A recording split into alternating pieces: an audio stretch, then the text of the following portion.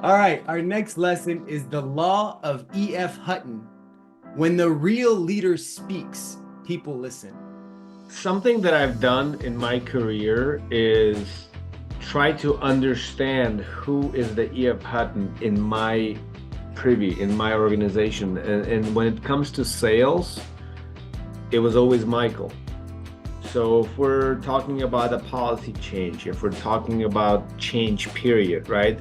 I've always made it a point to have a meeting with Michael and make sure that he understood and that we're on the same page, and that when we delivered the message to the team, I knew that the team looked up to him and he was an influencer. This exercise was really for us to be able to work as a team and collaborate better, right? I think we all kind of went through a mental checklist in our mind about feeling comfortable with Des presenting, right?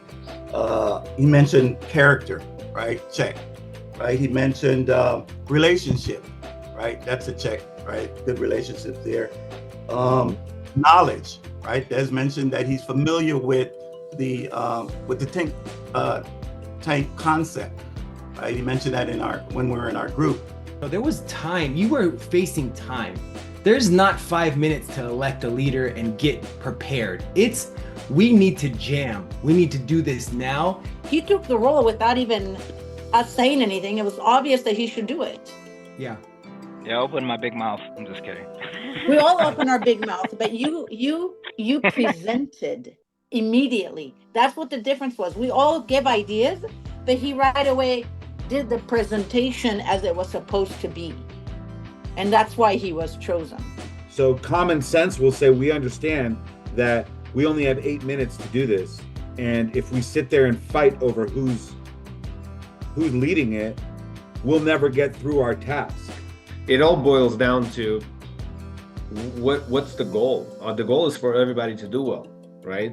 That's general and that's bird's eye view. But if you boil it down, every organization has their own, customer service team lead needs to inspire the other customer service reps, right? So like the message is not, hey, everybody should do this. The message is, let's get the team lead on board and do it smarter, not harder. And it's not a bad thing. It's not manipulating. It's literally inspiring. I'm actually thinking about the difference between the first one and the second one. The first one was a couple years back. I would say that the biggest difference in this one as opposed to the last one was we had really, really good teamwork, and there wasn't any wasted energy because there was good teamwork. Everybody communicated, everybody contributed. There was no attitude. There was it was a safe environment, and everybody got to, have their own mark on what it was, which frankly, some of our meetings were not as respectful. We're not as communicative, right? And it comes out negative. I pray that we can act and be this type of team that can get together and knock out, no matter what the challenge is and no matter what the constraints are, that we can succeed the way you guys did today. That was incredible. What an awesome job you guys did.